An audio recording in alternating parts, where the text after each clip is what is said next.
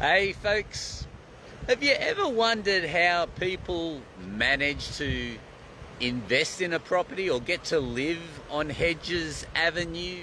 If you don't know where I'm located right now, well, technically this is Nobby's Beach, just a little bit down from Mermaid Beach and Hedges Avenue, which is otherwise known as Millionaires Row.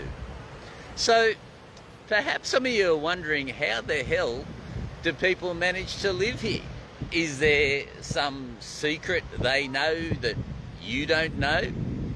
Well, in fact, after 40 years of being invested in property and making many expensive mistakes and also having many successful wins, I've actually learned a thing or two.